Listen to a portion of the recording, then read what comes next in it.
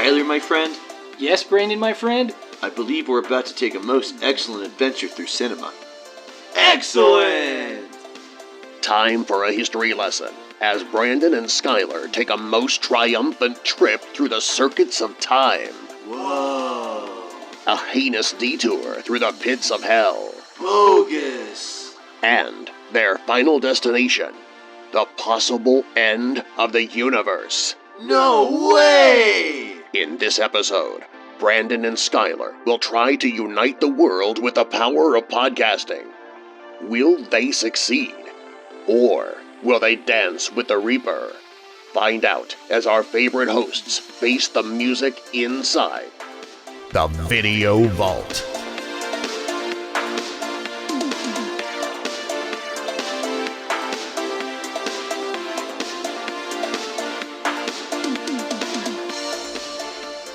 Welcome to the show. Hello. Hello.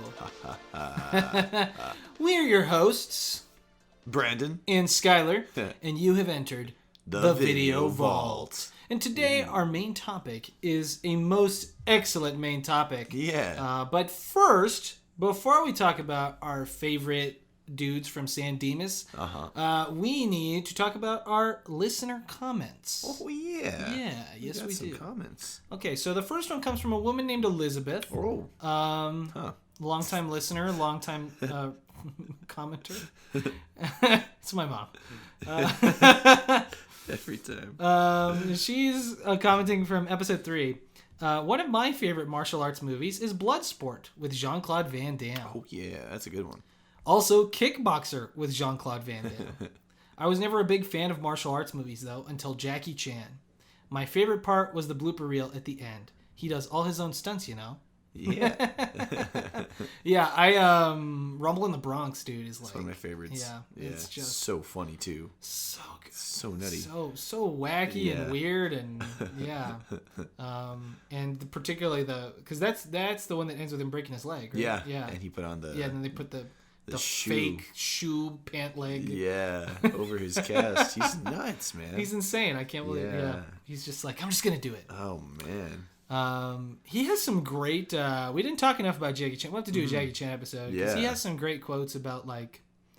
I guess we'll have to talk about him a little bit in the Edgar Wright episode. Oh, yeah. Or whatever. Because, you know, his approach to filmmaking of, like, you know... you get it right to be impressive because it's going to be on film forever. You know, you don't like do, not that I think you shouldn't use CGI or like effects or anything, but you know, in Jackie Chan's mind, it's like you don't do that when you could just do the stunt until you get it right. Because once you get it right, you got it on film, and it's gonna be in the movie. Yeah. So like, you know, and it looks better than. Pretty cool. Yeah. So they do take after take after take. I think he did there's that trick he does. I forget what movie it's in where he flips the fan and he does it like 200 times. Oh, and he's like, but I did it. Like you know, like it took me 200 times. But that's why his blooper reels are so funny too. Cause we see the takes over and over and over. Him getting beat up and everything's hilarious. Yeah, no, he's great. I mean, like he's great, and Jean-Claude Van Damme too. Like although he stars in a lot of like B movies. He has like a presence about him, you know, that like really cool. Yeah, he's just Universal Soldier, Street Fighter. Street Fighter. That ad where he did the splits between the two semi trucks. That was hilarious. Yeah, that was awesome. And that also is one of my favorite riffs from Mystery Science Theater when they're watching Future War and they see the main character and one of them goes, "Hey, it's Jean-Claude Van Damme," and I think it's Mike who goes, "More like Jean-Claude gosh darn." Yeah. And I think about that a lot. Some of the best quotes. Should we take something from the website, from the email? Yeah, man. All right. Okay. So this is from our brand new website, TrumanPictures.com. Oh, yeah. Go ahead and check it out if you haven't checked it out yet. But we worked really hard on it, and I think it came out really great. I'm really happy with it.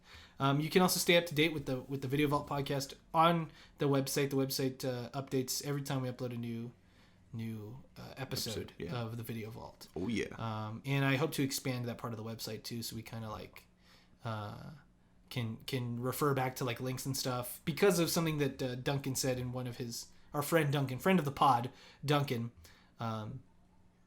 something he said in his last email made me think about like, where could we put links back to some of the stuff we talk about? And so I was like, I could put a place for that on the website. Yeah. Like in the video vault section, which would be really nice. Lines up. But anyway, so this this is a message directly from our website, which I just think is so exciting. Sweet. Name, Duncan. Business, none of yours. Subject, waffle. Hey. Message. Afternoon, gents. Long-time listener, third-time caller.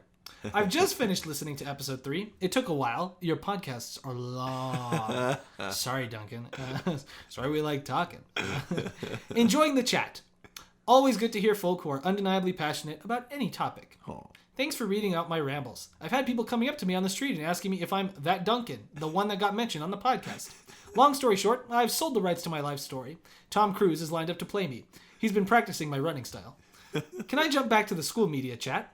Somehow I forgot to mention Buffy. How on earth can a discussion take place about school life and media without mentioning this classic? Yeah. Surely you guys are Buffy fans. Absolutely. Absolutely, yeah. God, I love Buffy. Buffy. I've only seen a few episodes of Buffy. It's so cool. Yeah. That's another one I grew up watching as a kid. I played the video games too. I still have the original one, the first one on the Xbox, the original Xbox. It's so much fun. It was so creepy as a kid. Oh man, I was watching it again the other day, just a few weeks ago. And of course, Buffy is Joss Whedon, which you know is just a lot of like nerd culture. You know, Doctor Horrible, and of course the Avengers and Age of Ultron, and lots of actors in first Justice League. In Buffy as well. First Justice League, the second half that wasn't finished. But yeah, a lot of actors from Buffy going on to do. Yeah. It's pretty cool. Yeah. Lots of spin-offs from Buffy as well. Yeah. We had an Angel, the Angel spin-off. Yes, yeah, Angel, yeah. Really awesome. Yeah, really awesome. And who doesn't love Sarah Michelle Gellar? I know, so cool. Yeah. And the original Buffy movie also is pretty entertaining with Christy Swanson. Right. And Paul Rubens is in that movie too. He is. Which always cracks me up. Yeah. It's a good movie. He continues. Kung Fu action though? Right. Thinking Cap went on for this. There are so many to pick from. Here's a list in no particular order. Once Upon a Time in China. The first time I saw Jet Li. Man, that dude can fight. Yeah. Ong Bak. Muay Thai counts, right? I love that one. Just some properly physical fighting action with some damn fine stunts and set pieces chucked in for good measure. Oh, yeah. Shaolin Soccer. Hilarious. Oh, man. Awesome. Classic. Fightiness with football. Kung Fu Hustle. See above, but without the football. Oh, love it. Yeah. Zatoichi. The 2003 Takeshi Kitano film. Yeah, the Blind Swordsman. I saw this in the cinema with Jazz, my wife, not the freeform cool. music. Such a good film. It blends different styles and so interestingly cinematic. Inspired by your excitement and joy for Cobra Kai, I started watching it, enjoying so far, but I'm awaiting the appearance of Will Smith's kid. Apologies for the rambles. Oh, are you going to do an Edgar Wright episode? Peace out. Oh, I can guarantee you that is not one episode. Yeah. We're not going to do an Edgar Wright episode. Multiple. We're going to do multiple. Like 4 of them, maybe Edgar 5 Wright or 6. Yeah, well, I probably just one for each movie, honestly. I can talk about all those movies like individually. And Spaced, yeah. We got to get Duncan on. Duncan, we got to get you on for the Spaced episode. Yeah, everybody could hear your voice. Yeah. Because I feel like I don't do your emails justice, Duncan. Yeah. They're hilarious. They're just too good. Let's see. What's another comment that we got? Moving on to the adult animation episodes. Let's see. Our friend Donnie says Moral Oral, which we did talk about. The adult animation. He says I would watch it early in the morning, 6 a.m., getting ready for school when I was 7. And I said, Jesus Christ. And then I added you in this, but you didn't reply. Was it you who watched home movies in the morning? Yeah. Okay, I would home movies, and then they would also play sometimes Space Coast, Coast to Coast. Yeah, we didn't talk about home movies a lot in the last episode, but we mentioned it. Home movies is definitely we referenced it a lot because constantly I will say, Brendan, you always fix it. You always say you're gonna fix it and post it, and you never do. It's like one of my favorite quotes. And I also love when Coach McGurk is gonna teach him. Golf, and he's like walking up the driving range, and Brendan's like, Coach, why are you walking in front of me in the middle of the driving range? I could have killed you. Well, I figured the way you were hitting the ball right in front of you was the safest place to be. And he gets hit with a golf ball. And he's like, oh, son of a bitch. Who's voiced by H. John Benjamin. H. John Benjamin, that's right, yeah. And Brendan Small would go on to do Metalocalypse. Yeah. Another great show.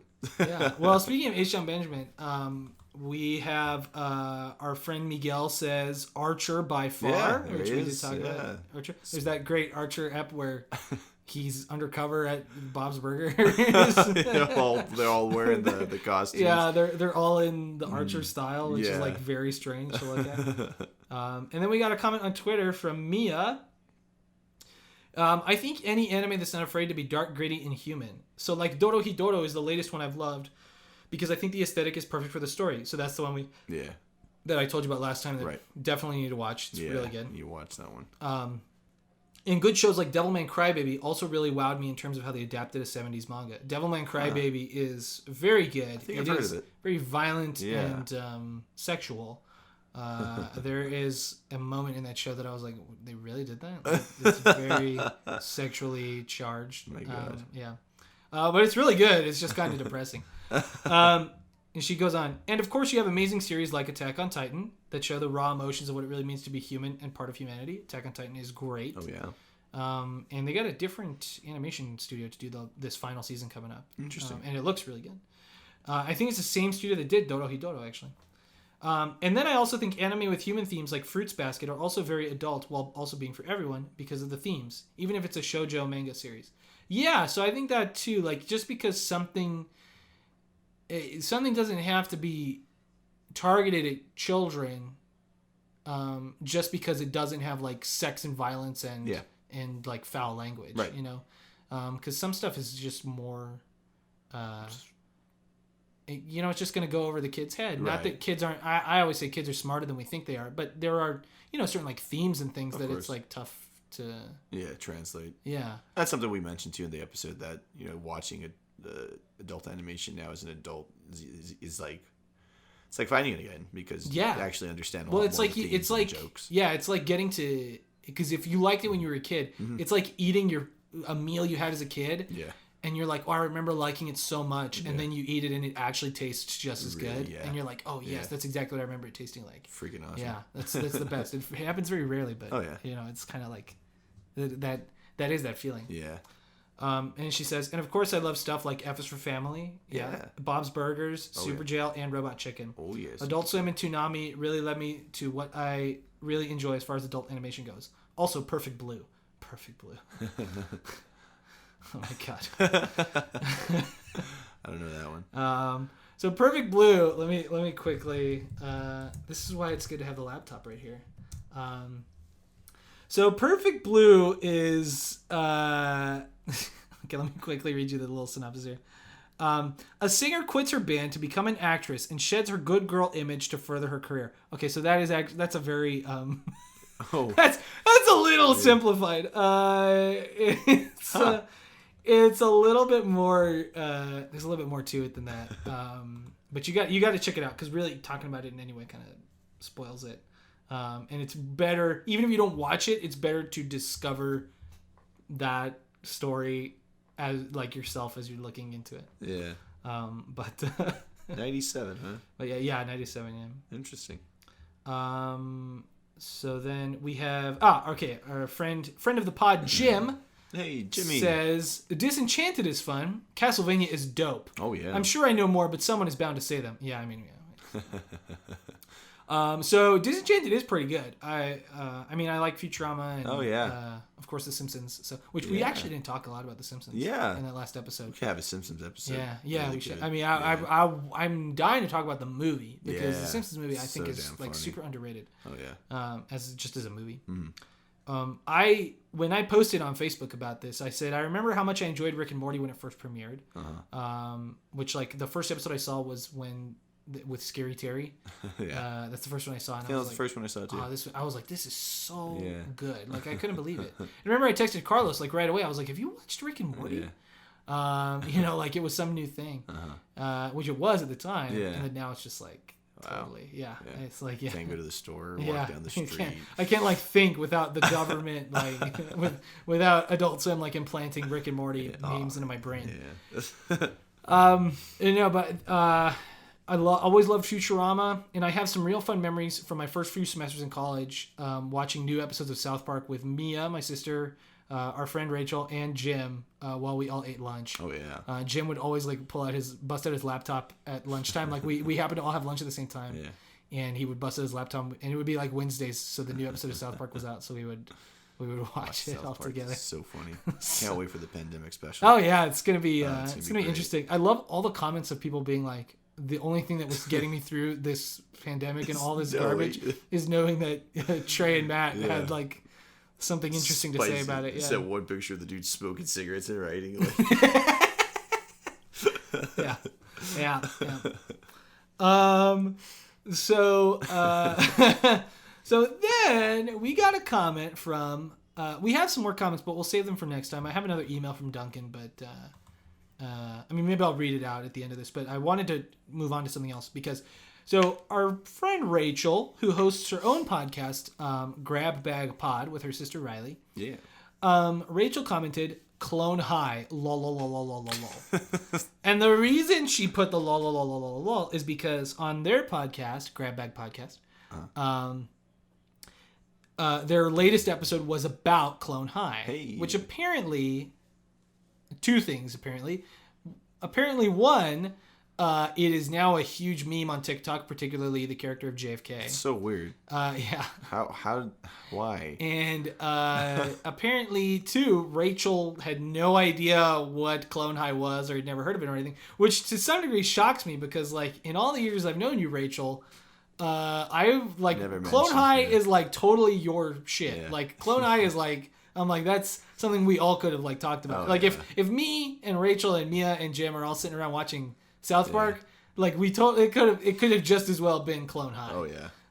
So funny. Yeah, it's great. Such a fun show. And just, like, I love just the idea of JFK as like the jock, and like Lincoln as like this like nerdy like gangly dude. Yeah. Like, so funny. So funny. Yeah. But Joan of Arc and Gandhi. Yeah. So for those of you who don't know, Clone High was an animated series on MTV. Yeah. Created by, and this is where I take issue with your description of it, Riley. So in the Grab Bag Pod, Riley explains to Rachel who created Clone High. It was Phil Lord and Chris Miller and Bill. Oh god dang it! I just had it in my head. Bill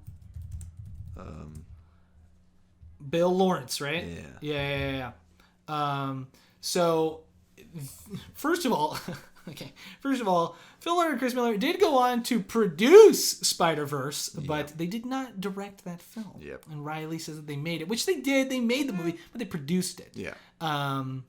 Which is great. But, fun fact, they also made the 21 and 22 Jump Street reboot films, which are hilarious. God, and they also made the first Lego movie. Yeah, Lego movie. They produced the second one, which is also why the second one is so good. Yeah. And the first half of Solo. The first half of production on Solo, they did. But no, so they're the ones who created that. Bill Lawrence is the only one out of those three who went on to create Scrubs, which Riley incorrectly says all three of them went on to create Scrubs, but Bill Lawrence was the only one who created Scrubs out of those three. So, ha ha ha. In your faces. No, I don't know. I don't know why. I was listening to the episode and it was like, hey, wait a second. Yeah, I was like, wait a minute, Riley, your research. I taught you better, Riley. I didn't. Clearly. I did not. But yeah, dude, and we didn't talk about Clone High in the adult animation episode. No. So I also thought it was a good opportunity to bring that up again because I was like, hey, what the heck? How come we didn't talk about Clone High? But I honestly didn't see a lot of Clone High until Carlos had actually told me about it. That's this whole podcast. Whenever we talk about stuff that we had never, or that got introduced to us later on, if we didn't discover it as a kid, it's like Carlos told us about it. Yeah.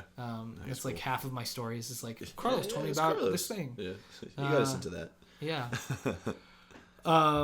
But yeah, Clone High is very good. The whole series is on YouTube. If you want to watch it, it is very funny and very weird. Oh, dude, the Adventures of Young Indiana Jones. Yeah, sorry, Brandon is scrolling through IMDb right now, and I could see that he looked up the Adventures of Young Indiana Jones. It's got the guy who was in the Bill and Ted series. That's why. Oh, okay. Yeah, tie into that later. Yeah, we'll get into it.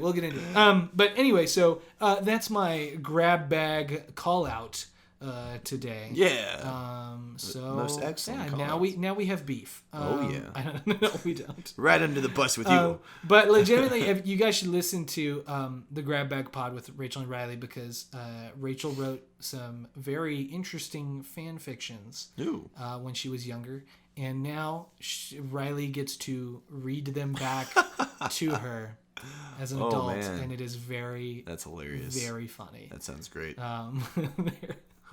They're very funny. And if you know Rachel and Riley, their dynamic is, they're siblings, but like to fault. Yeah. It's like, when you got a sibling that you just kind of like, yeah. Definitely. It's just constant. When I know Rachel and Riley through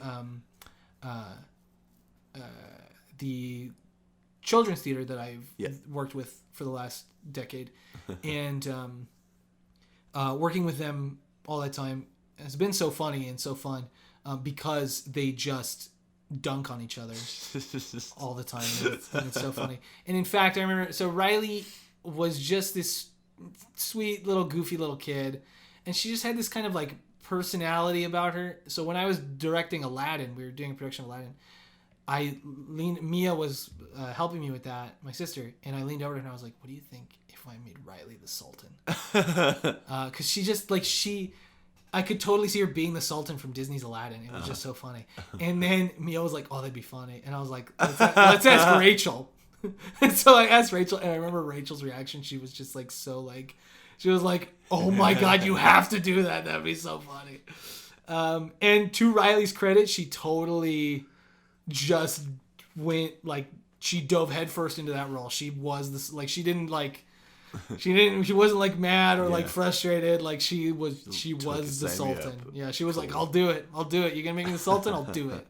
And she played it like a champ. Excellent. And Phil Lord and Chris Miller, I forgot, I'm looking at the Wikipedia, I forgot they also did Cloudy with a Chance of Meatballs, which is another great movie. Another hilarious. Like, underrated animated gem from the last like 10 years. Oh yeah. Those guys are hilarious. Or 12 years, I don't know. Yeah. Oh, 2009, so 11 years. Oh, my God. Wow. Jeez. But yeah, that movie's hilarious. Yeah. Well, I guess it's time for our recurring segment. Oh, yeah. Cool Internet Shit. No. Internet cool shit, as Brandon almost called it last time. Shit, Internet cool. So this time we have a prompt from Reddit. Again, another prompt from Reddit that I found that I thought was interesting that we could talk about. That seemed like it was easier to come up with examples than some of the other things from last week. This is from user Klauyu, KLOWYUWU. Chloe Uwu? I don't know. What story had a terrible plot but great characters? And I was like, you know what had the opposite? What? Which is like, don't get mad at me, okay? All you listening, I already know. Not Brandon. I think I already know where this is going. The opposite, which has a great plot but not great characters. I don't want to say terrible. Is almost any of his movies, but in particular. Inception. I knew you were going to say it. I knew it. Because look, Inception is a really cool plot. It is such a cool plot. Yeah. I almost think it might work a little bit better maybe as like a video game. I don't know. Psychonauts. I'm sorry. Look, Inception's a pretty solid regular movie. Double Fine call out. Yeah, I know. I almost wore my Psychonauts 2 shirt today, and I was like, "We're gonna mention it again on the pod." Always do. I think we haven't mentioned it in one episode. Yeah, maybe just one. Yeah, it's slipped us by. Yeah, we got to make sure we mention it in every episode. So that way, one day Tim Schafer et al. will listen to any of our they'll episodes. be like, "Oh, we got to get these guys are so annoying. Maybe if we acknowledge them, they'll finally leave us alone. And then we won't. Yeah. And then they'll be like, okay, just be our friends. And we'll be like, yeah. If you give a mouse a cookie type thing. Yeah. That's a good example. But I actually, before we continue with this question, I actually got to say, Anna, my compatriot for life, she got me the Double Fine Adventure documentary on Blu-ray.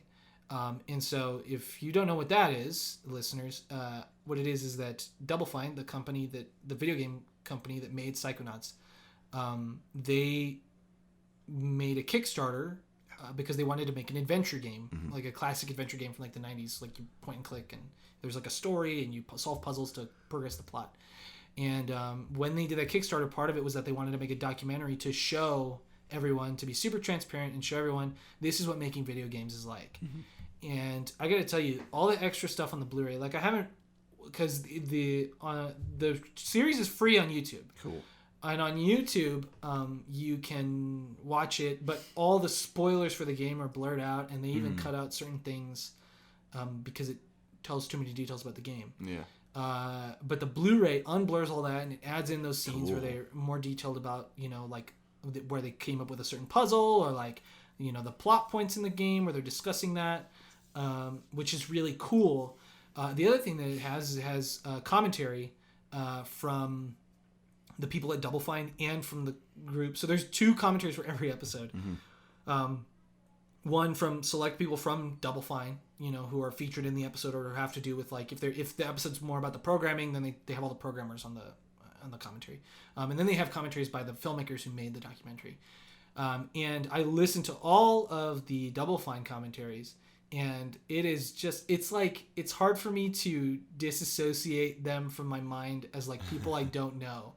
Because it's like I've just spent so much time with these people that in my mind it's like, well, these are like my friends almost. I've spent 20 hours, 20 plus hours because of the extra content with the commentaries. Like, so awesome. And it's so insightful about how games are made, particularly at like an indie studio. But even then, like a lot of the people there have worked with or know the ins and outs of working at like AAA studios. Yeah. So they have insights about like how video games get made in AAA studios and stuff.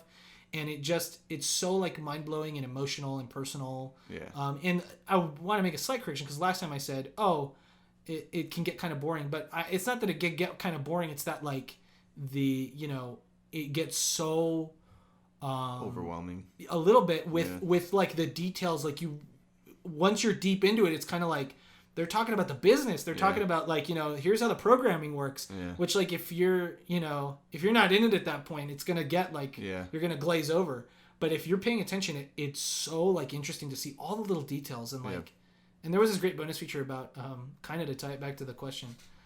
There's a great bonus feature about how people responded to the second half of the game, because they famously had to split the game in half because they couldn't finish it as fast as they wanted to. And a lot of the people are just horrible. Like all the comments are just awful. Like they're just like, I feel like if I was going to make a game with $3 million that a bunch of people gave to me, I wouldn't split it up into 2 parts and make the second half sucky. But that's just me. And I'm like, wow. And obviously I've spent 20 plus hours with all these people who made the game watching the documentary. So I'm more empathetic towards them. Of course. But like I'm also just like, these people worked hard on this thing. I don't want to like, I think it's really good. Totally I can't wait to show you the game and like play the whole game with you, because it's great. It's just the story. So proud of them. Yeah, great company. It's great. So I cannot recommend that enough. Double Fine Adventure. It's free on YouTube, but I really highly recommend buying it on Blu-ray or DVD even, because the bonus features are like really great, and it just looks way better. They like remastered the colors and everything for the Blu-ray and all that. So, awesome. So yeah, that's my little plug today as we talk about Double Fine. We've got about a minute left, but let's keep this question. What story had terrible plot but great characters? You got anything? I just feel like Inception, like again in that inverse thing, it's like the characters are so like, the only interesting one is Cobb. Yeah. But then he's like so cold and like closed off. It's just dudes in suits. Yeah, it's just dudes in suits. Like it's so Ellen Page. Yeah, like ugh. Yeah, I mean, again, there's some cool visuals and the plot is really cool. I think there could be even more cool visuals. It's just a cooler idea than executed. Yeah, I think so, yeah. But I can't think of a thing that had a terrible plot but great characters. I really can't think of anything either. Yeah, I mean, another thing that I get frustrated by, which you could argue that they're not great characters, or I don't know. So, How I Met Your Mother. Yeah. I like those characters. Yeah. And I like the idea of that plot. So it's not even like, it's not necessarily it was a terrible plot. Yeah. Or great characters, or terrible characters, but a great plot. Right. It's just that, like, the whole thing kind of, I don't know. I feel like it like left more to be desired. Similar to, like, the Inception thing, where I'm like, this is a really cool concept, and I like a lot of the elements at play here, but I want, like, more out of this, you know? It's very unsatisfying. Yeah. There seems to not be a lot of consensus in these comments either, because a lot of people on the show Once Upon a Time. Yeah, I mean, pretty much every porn ever. Would you say they're great characters? Like, they're not. I would say Grand Theft Auto 5 for video games. Ooh, yeah. Okay, yeah. Trevor and Michael and Franklin were all pretty cool, but it just kind of dragged out. I don't know. I didn't think the story was that great compared to GTA 4 or something like San Andreas. Yeah. Some people would argue Last of Us 2, but I think Last of Us 2 has a great story and great characters. This person says, I love the movie, but John Wick probably meets the criteria. The plot is paper thin. But I don't think that makes the plot terrible. Doesn't make it bad, though. I don't think that makes the plot bad. I think it's just, the movie simple is only it's only looking for the simple, and it works. Yeah. So that's okay. Yeah, I think it works. I don't think that's a terrible plot. I don't think a paper thin plot makes it bad. I think if you do something really cool with it, because it's not like it's steeped in, like, cool visual elements or something. It's just like a bunch of guys wrong this dude, this expert assassin, and so he goes and kills all of them. Yeah. Like, you don't need... It's not like it's promising something more interesting like Inception, where it's like, we're going to go into people's dreams. Right. And it's like, oh, man, that's cool, because I dream about a bunch of crazy stuff. Yeah. And then I watch the movie, and I'm like, they're on a snowy mountain, and the hallway flipped around in a hotel. It's like, that's as crazy as it's going to get. Oh, damn. Shit. But anyway, 15-year-old me will be thrilled. Yeah, I guess that about wraps up the first section of the pod today. Thank you guys for listening. We will be right back for a most excellent adventure through cinema. Excellent. When we come back, we're going to talk all about the Bill and Ted trilogy, now trilogy. Of Excellent Adventure, Bogus Journey, and Face the Music. Maybe the series and cartoon too. Yes, yeah, the whole Bill and Ted franchise, if you will. But absolutely. Anyway, thank you guys so much for listening. Please make sure to leave us comments wherever you're listening at, or just shoot us a message through our brand new website, truemanpictures.com. We're real. Yeah. All right. With all that being said, we will be right back. Oh yeah.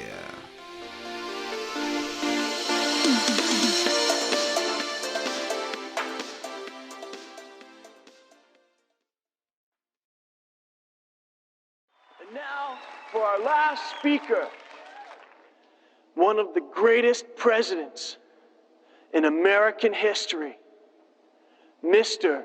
Abraham Lincoln.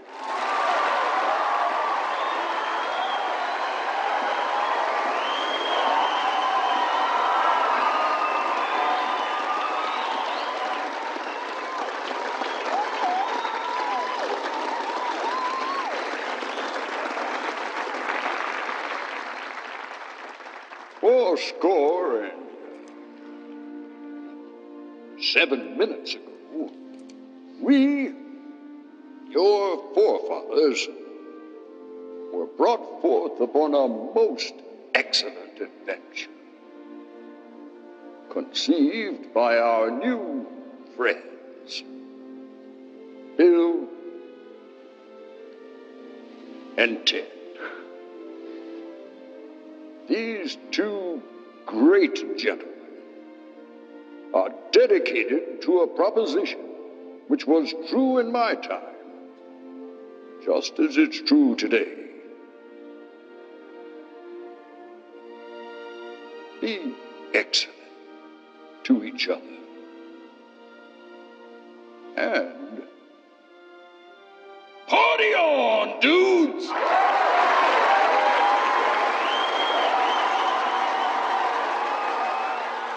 Righteous. This is the Video Vault with Brandon and Skyler.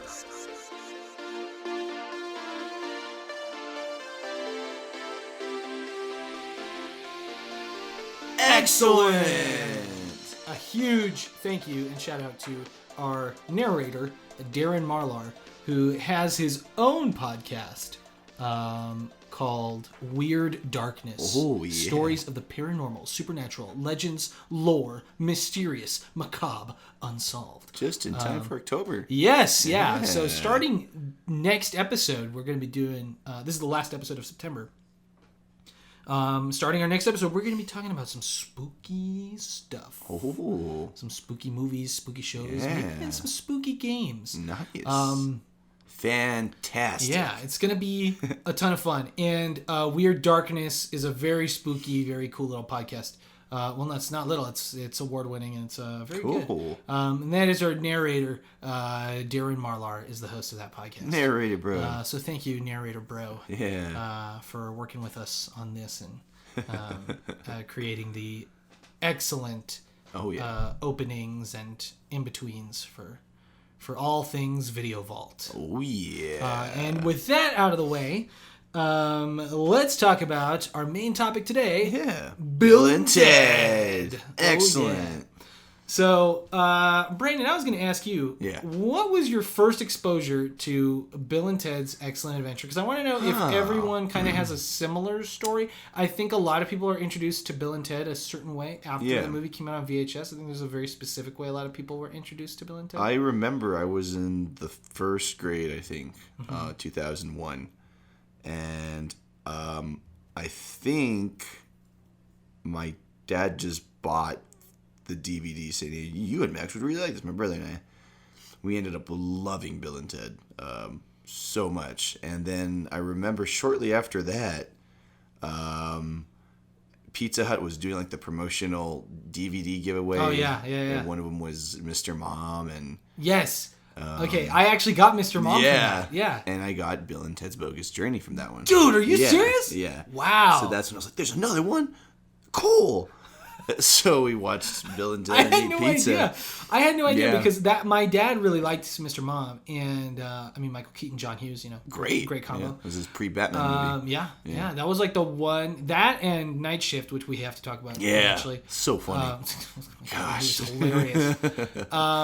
Those sort of put Michael Keaton on the map. But I remember that's how I first saw Mr. Mom, was because of that Pizza Hut promotion. I don't recall Bill and Ted's Bogus Journey being part of that. That's crazy. Yeah, and I remember getting it in the little sleeve and everything. And I was so excited. The little sleeve. I think I still have my Mr. Mom copy from that. I don't think, because I ended up getting the actual DVD box eventually too. I've been dying to buy the Bogus Journey on Blu-ray. There's a great steelbook, but there's a great steelbook that it like goes in tandem with the first Blu-ray steelbook. And I'm like, oh, it'd be great to have those. But then I'm wondering, are they going to do Face the Music similarly? Because if they don't, then it feels like, well... It's not the same, damn it. Yeah, it'll be weird if they don't do it. So, maybe I'll wait. But anyway, well, that's sick. Yeah. So in the first grade, I watched Bill and Ted and instant love for it. I cannot remember when I first saw Bill and Ted, but I know it was in like elementary school or something. And I remember it was the kind of movie... I probably saw it on HBO. It was probably a movie of the month on HBO or something. And... I'm sure that it's not the kind of movie that my parents would be like, yeah, Bill and Ted, it wasn't like the Goonies or something where they were like, hey, here's this fun movie. It was, I feel like it was, because it's like right at the tail end of the 80s and it's like going into like that 90s culture almost. Like a lot of people would argue that Bill and Ted created a lot of like 90s culture to some degree. I feel like it wasn't quite their jam, my parents. So they weren't like, oh, check this out. It was more, I think it was a movie of the month on HBO, and that's how I saw it. And I know a lot of people around our age saw Bill and Ted in history class. Right. Because that first movie is, of course, all about history. Yeah, history. Man, I would have been thrilled if I had a history teacher. Oh yeah, we actually did. So I have this. I don't want to go on a tangent, but maybe I will. As always. As always. I have this teacher named Ms. McClure, who I hate her. So we're always talking about subs and teachers that gave us a bad time.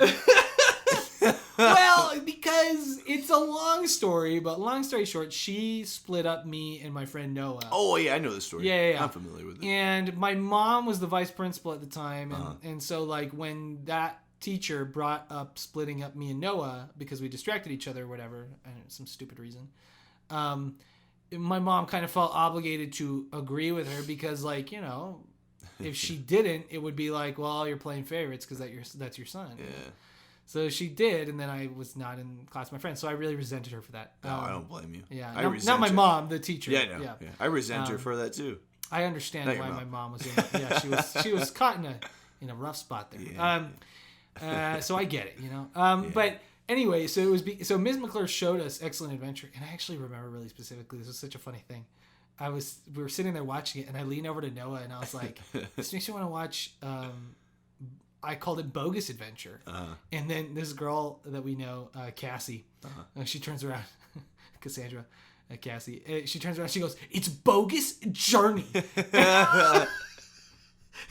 was like so mad. I was like, "I'm sorry." But at the time, I wasn't as familiar with the movies. But Excellent Adventure is something that I grew up with. And also kind of it bled into other things that I grew up with because Jared Hess, who directed Napoleon, who wrote and directed Napoleon Dynamite, there was an interview with him where he was like, me and my siblings just watched Bill and Ted all the time, like ad nauseum. Like that was like, he was like, we spoke like Bill and Ted. Like they're like, my mom hated that we watched that movie because we would talk like Bill and Ted. Which they actually have a pretty sophisticated vocabulary and like syntax. Like the structure of Bill and Ted sentences so strange. Is very like kind of it's kind of sophisticated. It's total California dude. Yeah. There were many steps and columns. It was most tranquil.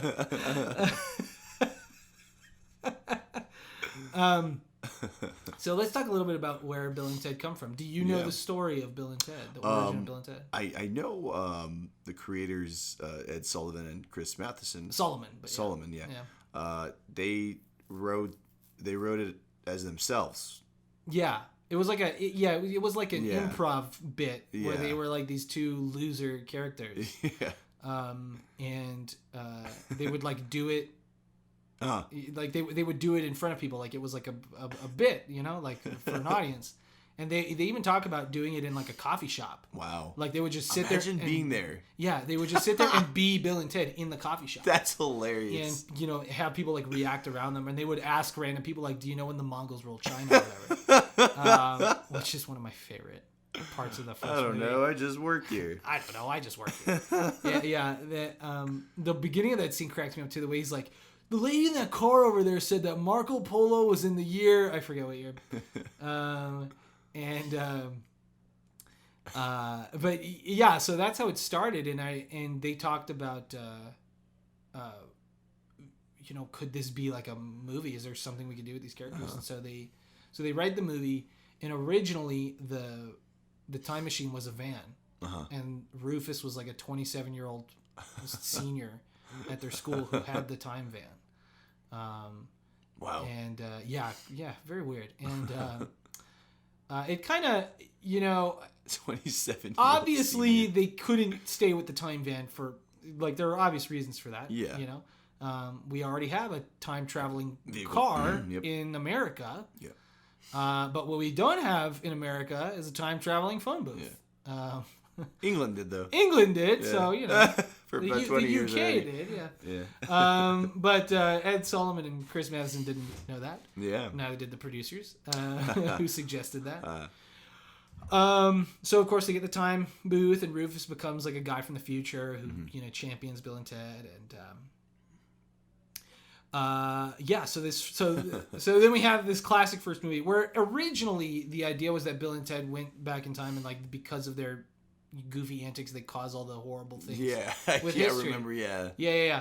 And it's terrible. To me, I'm like, that's so. It feels like not Bill and Ted. Yeah, like that feels like not the spirit of what those characters are. Spirit, yeah, because like, and I think they kind of saw that because I remember somewhere in an interview, Ed Solomon or Chris Madison, one of them talked about where they were like, we kind of had to grapple with like, well, that means that they caused like the Holocaust or something, and like we can't, like like it's like we can't do that, like you can't do that. It's sort of why like the, not to talk about the Minions, but it's why people have an issue with the plot of Minions, where they're like, oh, they find the evilest person that they can, and that's who they work underneath.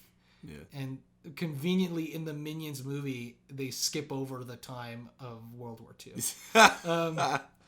because it would imply the Minions were involved with the Nazis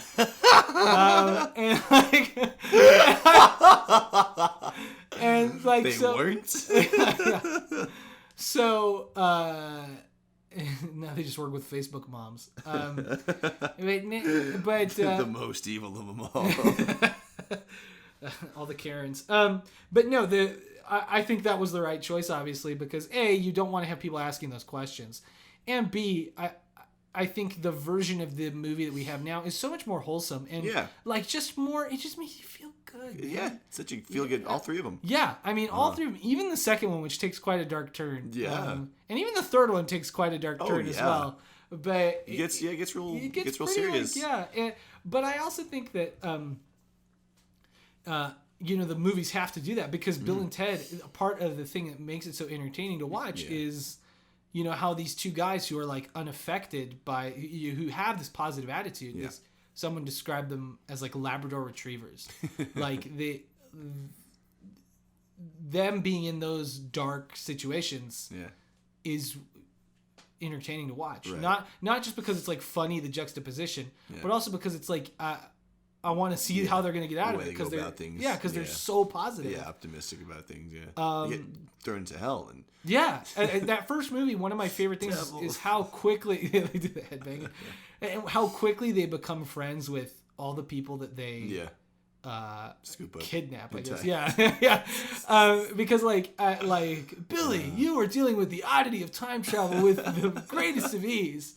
And the way Socrates, the way Socrates like takes the football, and I love the idea that Billy the Kid and Socrates, best friends, they became good buddies, figured out how to communicate with each other, found out that Bill and Ted were in trouble, figured out who the executioners were, what they looked like, got the robes, got the axes and busted them out. It is, I mean like oh yeah, to like in general that moment the reveal, spoilers for all three of the movies by the way, but the reveal of Billy and Socrates like saving Bill and Ted always makes me happy. So damn funny. It's so funny, and it's so like because it's like they just became friends with those two guys like right away. Yeah, like they just picked them up like and the way that all the historical figures at the end of the movie talk with such reverence about Bill and Ted. Yeah, like they're like such outstanding examples. Yeah, they're like, these guys are awesome, and you should listen to what they have to say. Be excellent to each other and party on, dudes. It is so it just so bro. It just it's so bro. It just makes me so happy. Yeah. And that first movie has so many great moments. One of my favorite moments is San Dimas High School football rules. Because that guy's speech, it's like you honestly, I think whatever Bill and Ted did, even if Rufus didn't come to save them, anything was better than whatever that guy did. Because I remember he like his speech is like, now there's computers. Like that's his whole thing. So you could tell he just really reluctantly told that speech. Like wrote out just like a page that he didn't want to read, but he's like, I got to do it for my project anyway. So even he could do something that Bill and Ted couldn't. Oh my god, it's so funny. And Keanu is so like bouncy. Yeah. Keanu Reeves and Alex Winter are so perfect. One of my favorite moments, like the perfect example of it, is at the end of the movie when they have to bust out the historical figures, and Bill's like, well, we just need to make sure that we do it, that after the report, we come back here, we leave your dad's keys somewhere. And Ted's like, but we don't know what happened to my dad's keys. That we stole, like someone stole them. And then Bill's like, well, what if we did? And then we'll just put them behind this sign. And Ted's like, hey, yeah, it was me who stole my dad's keys. Like the way he bounces, and pop his yeah, head the way up. his head like pops up, yeah. And even too when he goes. He's like, remember when I asked Missy to prom? Shut up, Ted! And he turns around and smile. Yeah, Ted does a little smile, and he cocks his head. He's so funny when he puts his head back in the hole at the saloon. Because there's the brothel behind the saloon or whatever, and all the girls are getting ready. Billy has to pull it out. Hey, look, it's a Goodyear blimp. I had to do a montage. I was working with a graphic design studio that Anna used to work at. Anna, my girlfriend. I mean, my compatriot for life. And they were working with a local bar, and the bar wanted like random like movie clips. They were thinking more like classic, like black and white, like old movie clips of like people in bars, people drinking, just stuff with like drinks. Yeah. And I made like a little movie montage as like a sample, and the last clip I used was like I ended the montage. They weren't gonna play it with audio, but I set it all to music, so I had like a rhythm to work with. So the last clip is Bill and Ted, cheersing their. We gotta remember this place. Yeah, they didn't even card us, dude. Yeah, we have to remember this place. Yeah, that was the last bit. Beers. 2 beers, please. The guy has like that. Whoa. We're with you, Billy the Kid. Yeah, the other great joke too I love is the whole episode is just us listing the jokes that we like. Yeah. Is put them in the Iron Maiden. Iron Maiden, excellent. Execute them. Bogus. Speaking of bogus, our good buddy, friend of the pod, Duncan, Duncan. is also a graphic designer. Yeah. And he has a great NASA Bill and Ted t-shirt that Brandon is wearing right now. Oh, yeah. For you, Duncan. Which has the Circle K in the background, and it says bogus, and it has the time machine. Strange things are afoot at the Circle K. Bogus. But yeah, that first movie is awesome. Oh, yeah. And Keanu and Alex are perfect. Alex Winter, who also has a great performance in The Lost Boys. Which, we got to do an episode of Lost Boys this month or next month. Yeah. But one of my favorite stories that, if you're a fan of Bill and Ted, you've heard this story a million times before. But one of my favorite stories is that Chris and Ed, the writers who came up with Bill and Ted, they weren't there for the audition process or the casting process at all. So first day of shooting, they had no idea who Bill and Ted were, and they were kind of frustrated because they were like, "Oh man, no one's gonna really be able to play Bill and Ted like we're Bill and Ted, And they're at the McDonald's grabbing lunch, and they're in line behind these 2 guys who are just talking to each other, like bouncing off each other, like back and forth, kind of having a little banter. And Chris and Ed to themselves are like, those guys should be Bill and Ted. Like, those guys are like perfect, And as it turns out, of course, the end of the story is that it's Keanu and Alex who are in front of them at the McDonald's. It's hilarious. And yeah, I mean, but it's like they so exude those characters. People for a long time, I think now that we're in the Keanu-sance, nobody's saying this. But for a long time, like through when we were in high school, all the way until the first John Wick. Yeah, people hated on him. People just I hated it. Crapped on him all off. the time. Yeah, they were like, Keanu's not a good actor. Yeah, I hated it. And I'm like, there's definitely a difference between Neo and Ted. Yeah. You know what I mean? Yeah.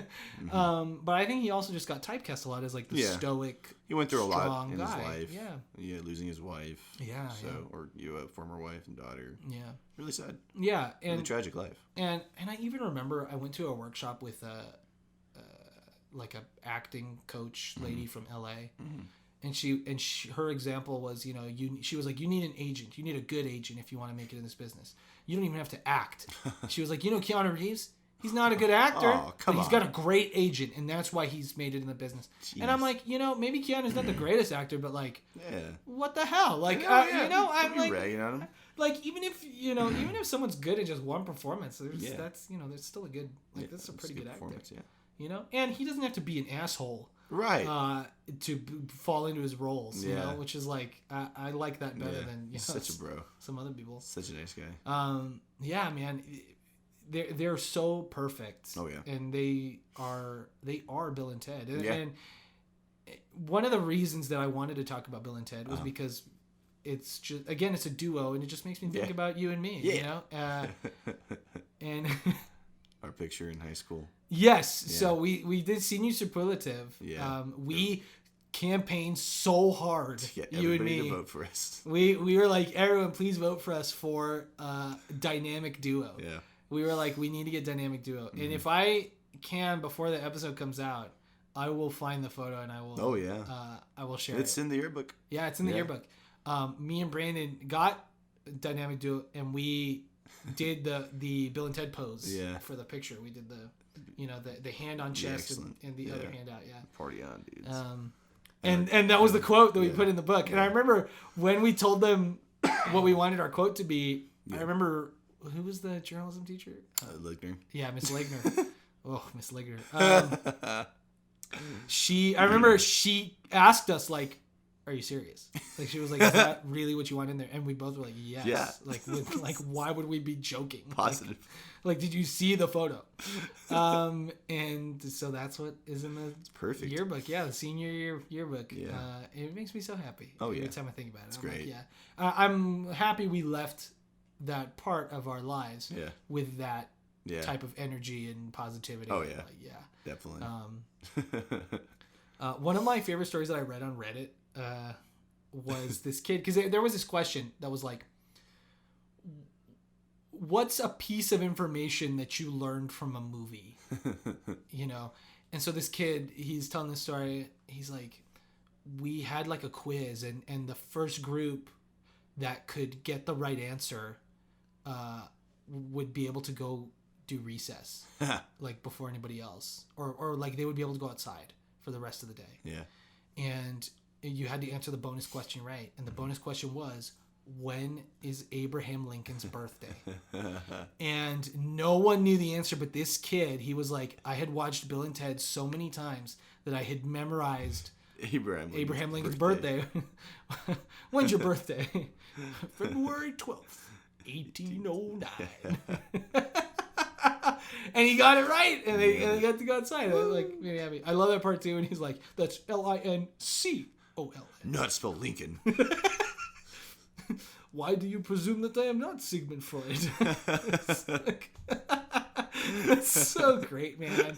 And they go to the mall, and there's that great gag with Sigmund Freud and the corn dog. And, they call him a geek, and I love Socrates. Geek. So good. And Joan of Arc, dude. So funny. That first movie is like perfect. Such a perfect team. I love it. It just, so funny. It just makes me happy. So the first Bill and Ted was shelved for like a year, as I found out. The studio was like, this sucks. Oh. Everyone was like this. And then the studio like went under. Oh, man. It got picked up by another group, and they did a test screening of it. And the test screening was like, this is hilarious, super positive. So they were like, okay, and like basically they released the movie and they immediately shot the second movie. Nice.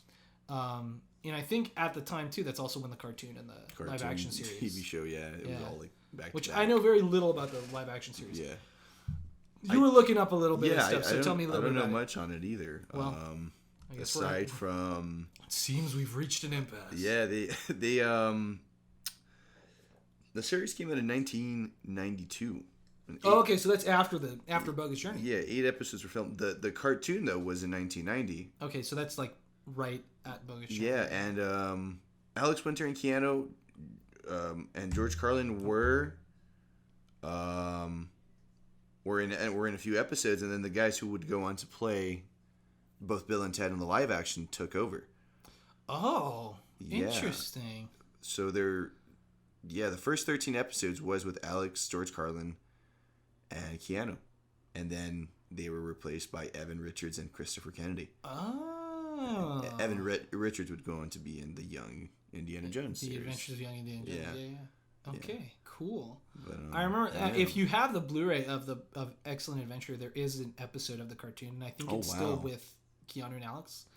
And in that episode, it's so dumb. They just go to like ancient China to get noodles. That's so dumb. It's like, who is writing this show? It's like all the weird spin-offs in the 90s. Yeah. Ghostbusters and Bill and Ted and the real Ghostbusters. Yeah, the real that was cool though. Yeah. Yeah. Oh no, my computer might have died. Bill and Ted. I know enough about Bill and Ted. I don't really need it, but so Bogus Journey. Originally, I think I talked about this in maybe the first episode of the pod, or maybe it's the second episode, but Bogus Journey, originally the studio was like, okay, here's what the movie's going to be. Uh-huh. Bill and Ted have to write a book report. Oh, no. So they have to go through all the books. Oh, no. And they'll meet, like, instead of historical figures, they'll meet, like, famous book characters from, like, you know, like Huckleberry Finn or whatever. And like, if Bill and Ted was, say, like a TV show. Yeah. That, I think, would work. Been a good episode. That might work. Because it's like, the idea would be that you have, if the idea is that it's just like a, you know, episodic show, every episode you need to have a similar structure. Right. I think that kind of works. They go into a book, they, you know, like whatever. That kind of is okay. But as a sequel to the movie, I just can't imagine anything but Bogus Journey. Almost too similar to, Yeah. Bogus Journey ended up being perfect. Yeah. Well, so the original title, do you know it? No. It was Bill and Ted Go to Hell. Oh, okay. And which Kevin Smith called the most metal title I had ever heard for a sequel. Bill and Ted Go to Hell. And they pitched it. No one wanted to listen to Chris and Ed. Uh-huh. And then they pitched it to Alex and Keanu. And Alex and Keanu were like, well, we'll only make it if it's that. Because that sounds awesome. And it is. I mean, I almost like... A lot of people...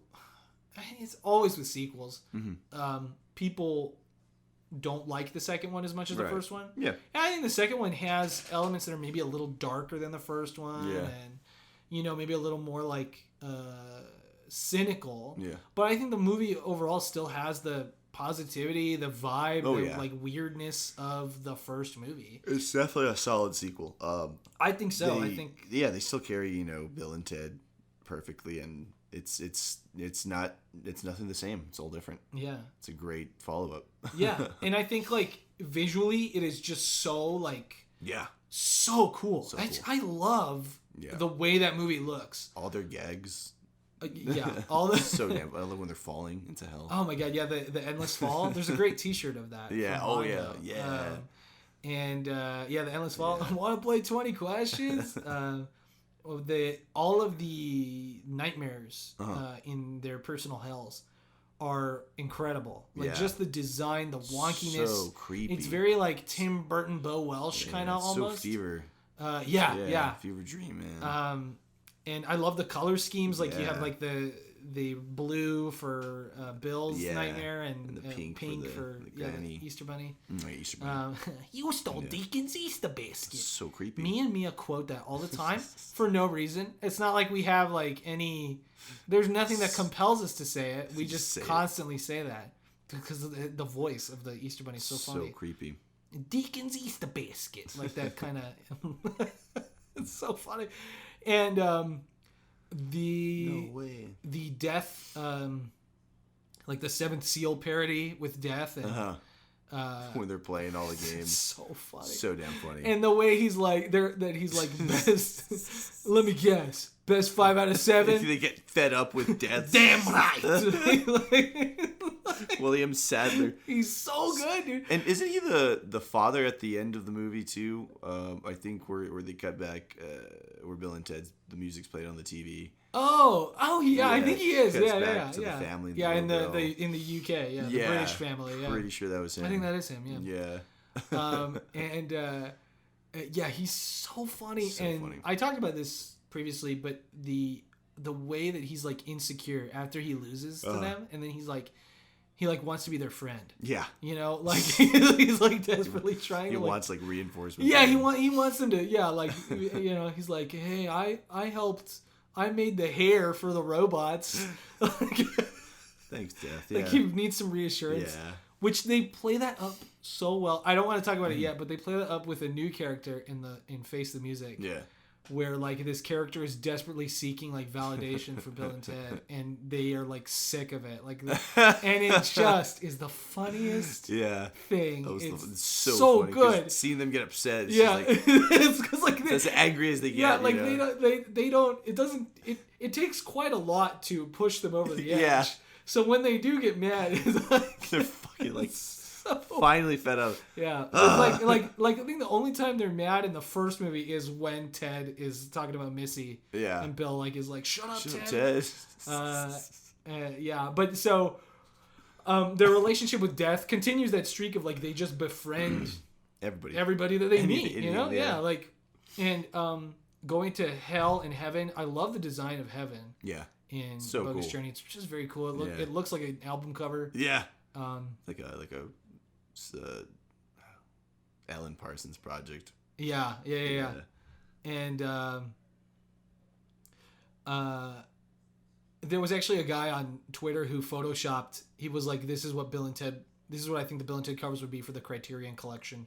And his cover for Bogus Journey was that image of heaven with like the circular like lily pad looking cloud like structures and them standing with Death at the entrance. Like so cool. Yeah. And I love like Death talking to Ben Franklin and and he's trying to get in on the charades, the game of charades, and Station is just Station. I wish Station was in Face the Music, which I guess is kind of a spoiler, but we had a little reference to it. Yeah. Kind of. But I just wonder like what happened to Station. But the last 45 minutes of Bogus Journey is insane. Like just visually, just the ideas in the movie, like Station building the good robot us's out of like hardware store junk, and like so cool. Station running at itself in the parking lot and becoming a giant station, and they're building it in the back of the van, and like I love how energetic that sequence is. I love like the energy, the momentum, the positivity. Like when they're like, "Whoa, look at the robots," and the robots do like the air guitar, like, but they're all stiff, and it's it's just so visually cool, like Death and a weird alien, and like the good robot us's, and like, and love it. Man, it is so good. They were supposed to be chased by the nightmares from hell originally. The original climax, and they shot like half of it. Wow. Yeah, and they dumped it. I think the budget, they couldn't finish the sequence. Damn it. Because I think the idea is that at the end of the sequence, somehow the nightmares went back to hell. But I don't know how that worked. Maybe Death helped them. That would have been cool. I don't know. But man, that would have been a sick sequence of like that, like Station building the robots in the back and like them getting chased on the highway. You know, that would have been awesome. That would have been creepy, man. Yeah. Oh no. Granny S. Preston. Yeah. But yeah, so. And then you have the ending, which to some degree feels like it wraps up the story. Yeah. Like you think that God gave rock and roll to you by Kiss. Yeah. To some degree, you know, you're watching it and you're like, well, that's the song that saves the universe. Yeah. And that's the end of the story. But it does, but it also does feel like there's more to say about that, you know? Right. So finally we're here at Face the Music, which I'm so excited to talk to you about because... It's so funny. I've seen it like 2 times. We didn't get to... I've only watched it once, but I need to watch it again. We didn't get to watch it together. We didn't get to watch it in theaters. Right. And we didn't talk about it after. Yeah. So I'm so excited to talk to you about this. Man. First of all, I love the continuation of the Missy joke where Missy is getting married to Deacon. So damn funny. And I remember Mia, my sister, was texting me when she was watching it.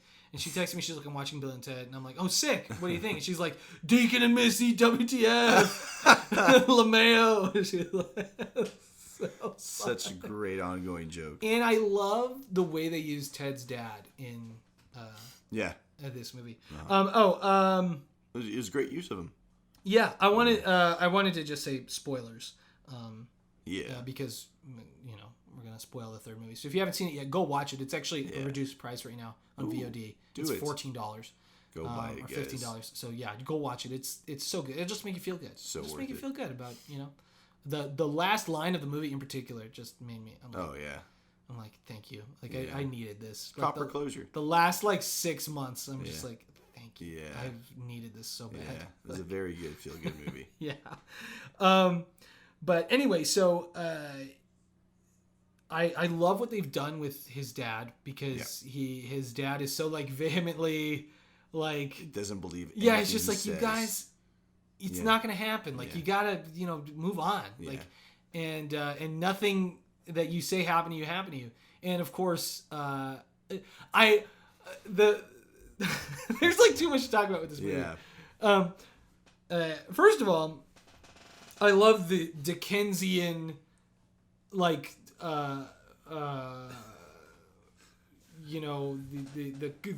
Christmas Carol idea of Bill and Ted see different versions of themselves. Yeah. The ramifications of what's going to happen if they don't succeed or whatever. And then you get that really bizarre 2001 Space Odyssey sequence. Yeah. Yeah. So that made me cry. Yeah, dude. And it made me cry and laugh. The way, thanks for always being there for me, Bill. Aww. It was it's so funny. It's so heartwarming. So goofy. It's so funny and weird. And so the character that I wanted to talk about earlier is this robot is sent from the future to kill Bill and Ted, similar to the second movie. Which is also what I love about this movie. It's just a combination of the first and second movie with some new stuff where you have the time travel with the historical figures, and you have the death and hell and very bizarre the things like that. And then you have the new element of these alternate reality versions of Bill and Ted of what would happen if we didn't write the song, what would happen if the princesses left, what becomes of us,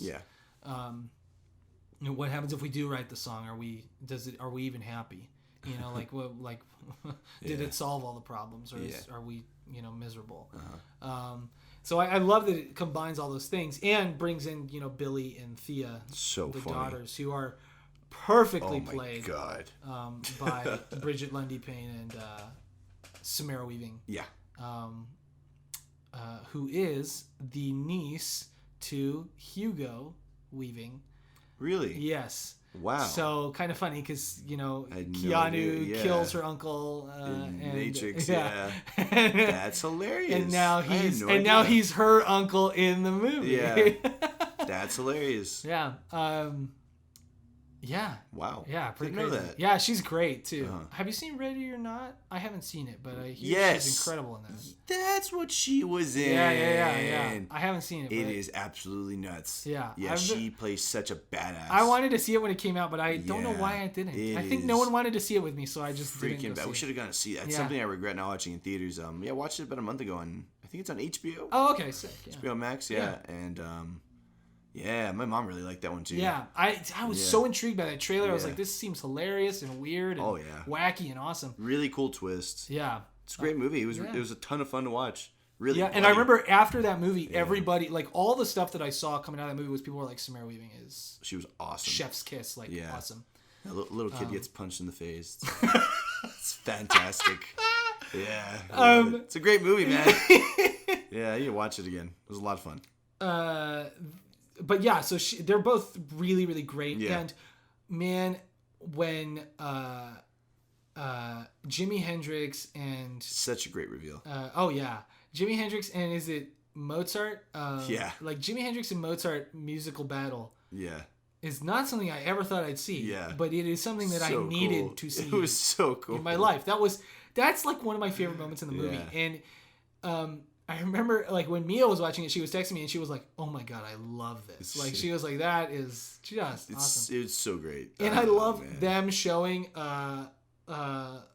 Louis Armstrong video. And he doesn't really question the video. He's just like, "Wow, look at this guy play! Look at this kid! Wow, he's great!" Yeah. All his friends run up and just, wow. And I love. Billy filming Jimi Hendrix, like, and they're like bobbing to it, like rocking out, like, oh my god, they're so funny, and how intelligent they are, how knowledgeable they are about music, and like like the fact that they knew, well, if we could get Louis Armstrong, then we'll get Jimmy, and then we go get Mozart. So funny. Oh my god, it was just so good. But anyway, so there's this character who is a robot from the future sent to kill Bill and Ted because some people from the future believe that Bill and Ted... It's not that Bill and Ted's music will save the world on this particular moment in time. It's that their death will save the world. That's messed up, dude. Which I feel like doesn't get resolved as well as maybe it should. Dude. But so sad. Yeah. But so there's this robot played by... what's his name? Anthony Carrigan. Anthony Carrigan from Barry. He played Victor Zsasz in Gotham. Oh yeah. And then he went on to play NoHo Hank in Barry, and he is outrageous. And again, I haven't seen Barry, but everything. Everyone's like Anthony Carrigan steals the show in Barry. He really does, and he totally steals the show in this movie. So damn. He has maybe like 10 lines in the whole movie. So funny though. He's perfect. His delivery is hilarious. I love Anthony Carrigan so much.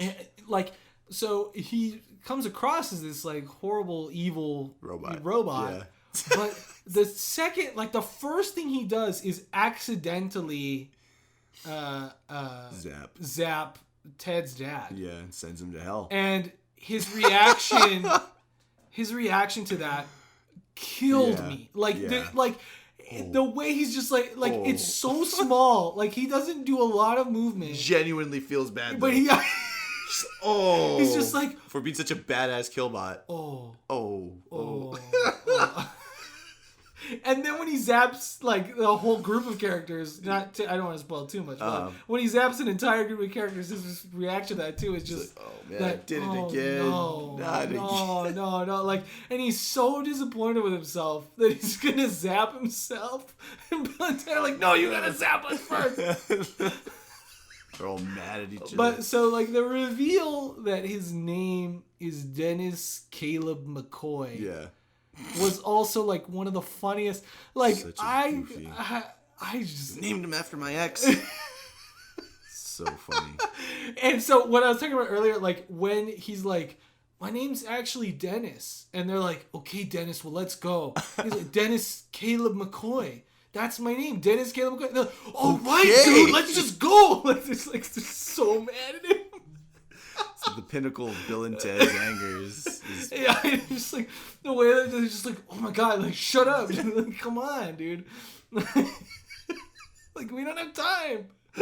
That was so funny, dude. And William Sadler, of course he's in makeup, but he looks great. Oh yeah. He still looks good as Death. Perfect as Death still. Like, he's hilarious. Still Death. Yeah, he's hilarious. So funny. Still insecure and like trying to, he just wants, he's fishing for compliments constantly. Wants more thunder. Yeah. 40-minute bass solo. Oh my gosh. 40-minute bass solo. Oh my god. Yeah. Death, you played a 40-minute bass solo. You wanted the Wild Stallion's name, dude. It's so good, man.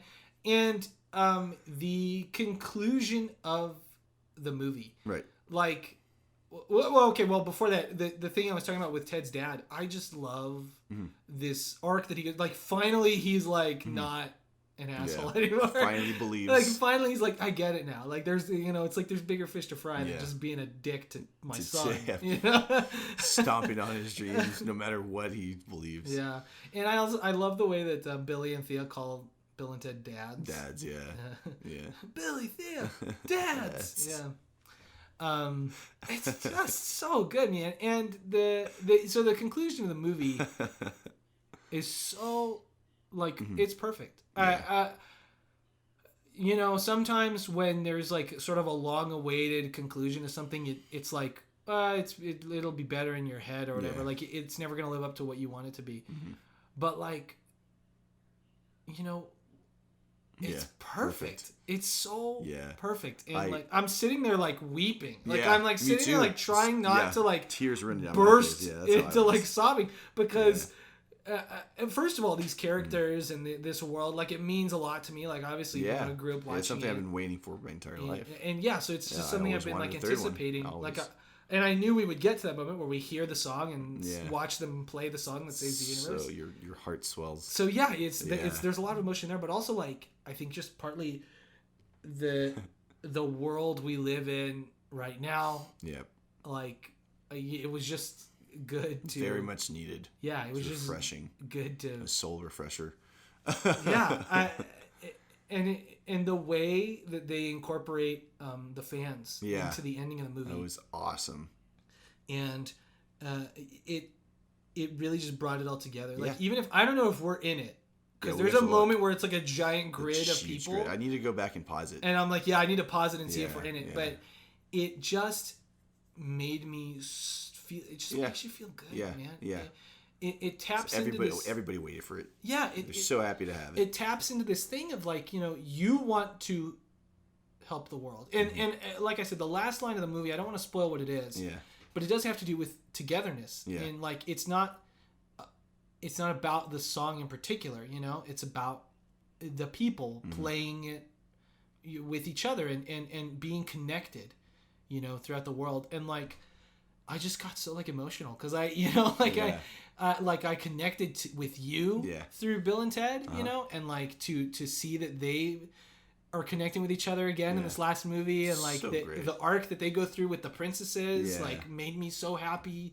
Like, it was depressing at first, but then like the way it concludes the end, it all came full circle. Makes me happy, and it's kind of a Star Wars reference. I don't know.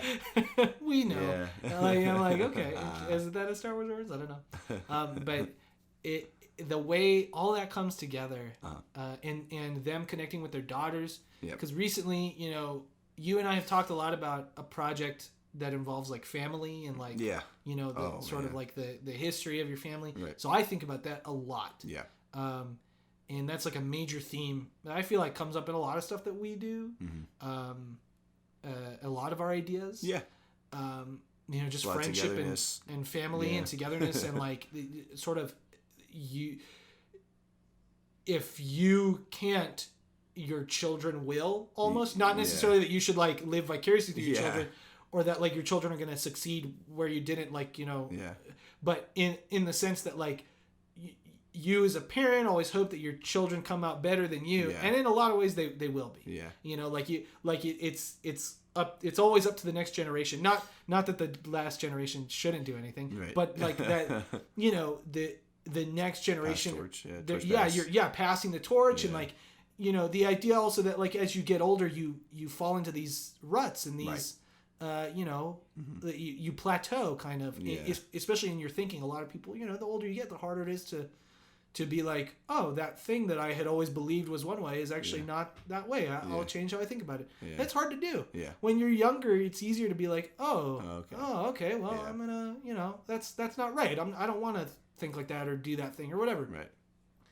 So, like, all of those themes coming together, and, like, the weariness of time. I was, like, so sad at the idea that, like, the guy at the local music store was telling Ted, like, hey, I'll take that guitar off your hands for however cheap, much money. Like, and Ted being like, I thought about it, dude. That hurt, dude. Like, I was like, it's like, whoa. I was like, no. It hurts. Don't. Yeah. Like, it just, like, man. It's God, I love that movie. Yeah. They really nailed it, and it just feels good, like a proper sequel. I liked it more than the Jay and Silent Bob reboot, which was a lot of fun too. Yeah. But it kind of felt like it was just we're gonna do this because we're kind of old. We got to do this now.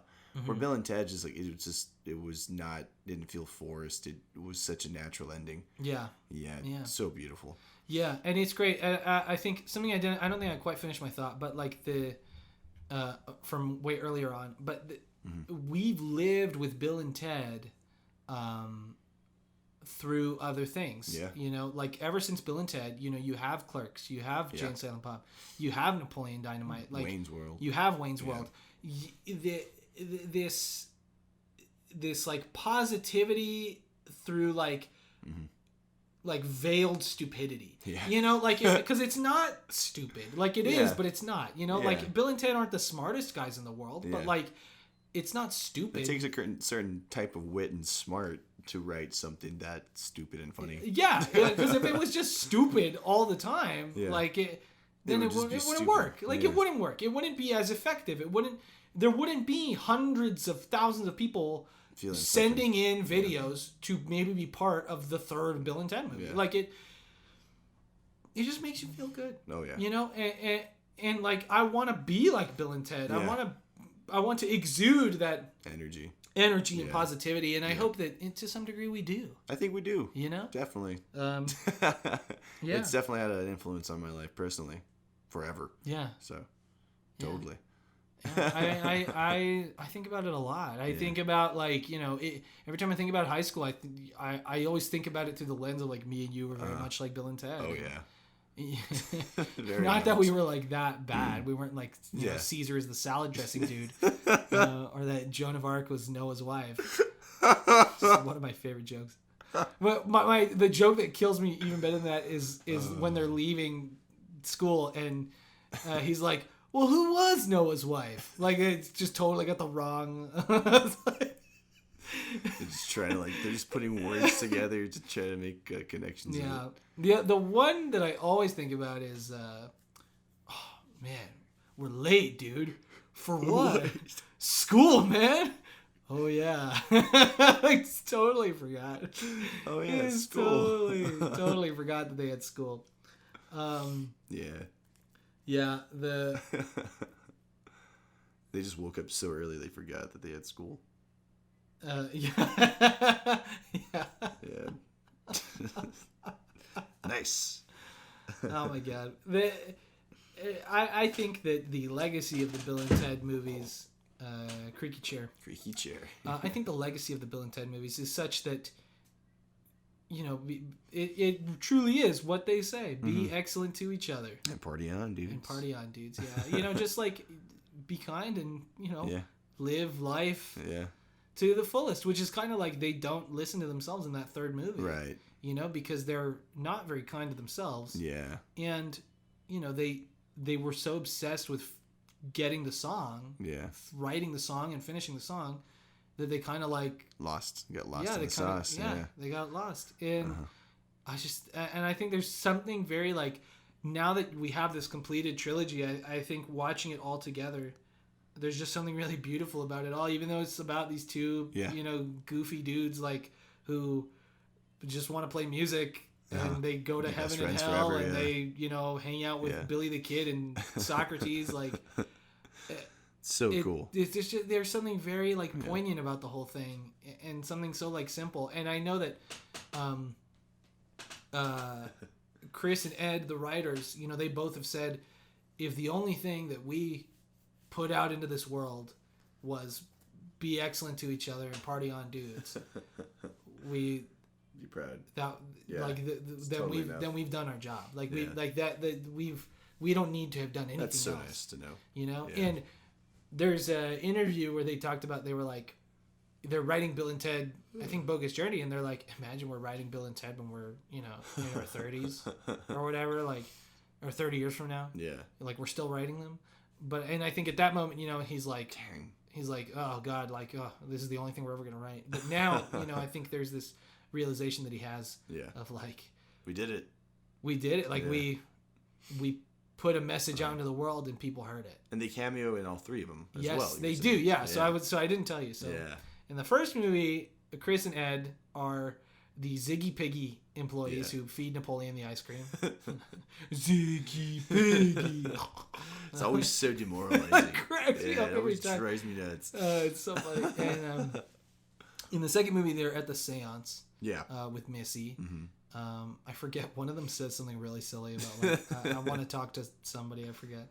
And in the third one, they are the two demons. That was them. As they're walking through hell, and they're like, have you seen like two girls and a bunch of and they're like, oh yeah, they went that way. Yeah. So that's Chris and Ed again. Okay, I was gonna bring that part up right now. Yeah. As well. And that was that was the moment where I was like, is that Chris and Ed? And I was like, nah, maybe it's probably not. So I was like, where are they? And then I saw someone on Twitter like posted that they screenshot from all three movies where they were in, and they had the holy trifecta. I was like, yes, I knew it. Yeah. Well, that's really rad. Yeah. Oh man, what do you? So any final thoughts about Bill and Ted, man? I loved it, man. It was the perfect ending, I think, for me. It's something that I've been waiting for forever. I always I remember watching Bogus Journey as a kid and asking, is there a third one? Nope. There's only those two. I was like, oh. So something that I never expected. Mm-hmm.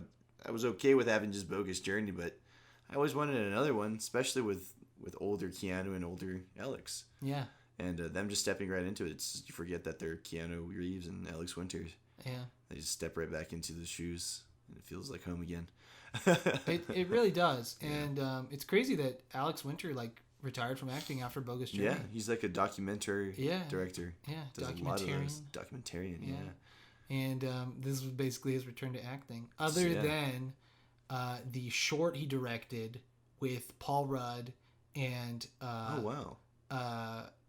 Stephen Hawking, where they're playing fourth dimensional chess or whatever. Oh yeah, I remember. And Keanu Reeves is the narrator. That's hilarious. And there's a moment. I've never seen this. It's great. There's a moment where because they're talking about the what is it in Ant-Man, the quantum. Yeah, it's quantum chess. That's what it is. It's quantum chess. If you look it up, it's great. But there's a moment where Paul Rudd is getting annoyed by Keanu's narration, so he goes, "Shut up, Ted!" And then Alex Winter pops up from behind the table that Paul Rudd's playing on chess on the computer, and Alex Winter pops up and he goes, "Yeah, shut up, Ted!"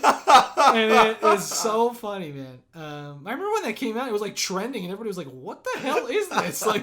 Quantum chess with Paul Rudd and Stephen Hawking. Who's it actually Stephen Hawking? It's actually Stephen Hawking. That's hilarious. Yeah. It is very strange. It's a weird little video. That sounds so weird. I don't remember what it was for. Huh. I don't remember what it was for. It was for some kind of so bizarre event or something. Yeah, I didn't know that existed. But it exists, and it is very strange. Very strange indeed. Quantum chess with Paul Rudd and Stephen Hawking. That's so funny. Yeah, look it up. Look it up, everyone listening. Keanu Reeves. It was for Caltech. Oh, it was for Caltech? It was a Caltech video, yes. Yeah. That's so funny, dude. That is hilarious. So, what should the question of the week, of the day, of the pod, what should the question be before we let everyone escape the video? Favorite duos and favorite time travel movies. What? Yeah, time travel duos, I mean, it doesn't have to be a time travel duo. Yeah. We're kind of closing it off. Now, there is a time travel trio. Ooh. Did you ever watch that? Time Warp Trio? Yeah. Yeah. Yeah, dude. I love the Time Warp Trio. Dude. I was thinking about that the other day, and I was reading the books. I mean, not recently, but I read the books growing up. Yeah. They were so cool. Yeah. The show was on Discovery Kids. That was a cool book series and cartoon. Yeah. I really liked reading those books. There's a lot of interesting, children's literature. Yeah. About kids who travel through time. I think that's why I always just wanted to make a time travel movie. Me too. I think because did you ever read The Magic Treehouse? I feel like that one was more. Yeah. Oh yeah. Okay, so Magic Treehouse I also loved because they just traveled through time. Yeah, it was it's pretty cool. Cool. Yeah. Yeah. I was like, whoa. Yeah, I love Time Warp Trio. What was another book series? Man, I read all the sci-fi stuff as a kid, and all my teachers would get really mad at me. There's more stuff other than sci-fi. You should try reading some nonfiction. And then I just started reading stuff about astronauts. Yeah. Well, okay. Well, that's the question of the week is favorite duos. Yeah, duos. Favorite duos. Tell us a little bit about it. Or time travel stories. Yeah. Or time travel. Yeah. Duos or time travel. Yeah. Talk a little bit about that because we love hearing from you guys. We love hearing your stories, and we love you. Oh yeah, love your ears. Thank you guys for listening. If you want to support the show, just share it. But also, you can support the show on Patreon.com/Truman Pictures. You can also, if you want to send us a message through our website is TrumanPictures.com. Yeah. And of course, you can follow us on all social medias. Just look up Truman Pictures. That's where you'll find us. Type in the Video Vault. Yes, the Video Vault. And if you're interested in being able to read a transcription of what we are saying, we do upload this show to YouTube, which does have like automated closed captions. Yeah. They're not always perfect, but I was checking it out earlier today, and the closed captions are pretty good on the YouTube videos. Just have to know my voice and Skyler's voice. Yeah. So until we can hire someone to actually transcribe the entire podcast, until then, you can watch the YouTube videos and you can read the closed captioning on there. But anyway, thank you guys so much for listening. Oh yeah. We have been your hosts, Brandon and Skyler. Thank you for visiting the Video Vault. Tune in next time as we kick off our month of horror. And remember, be excellent to each other. And party on, dude!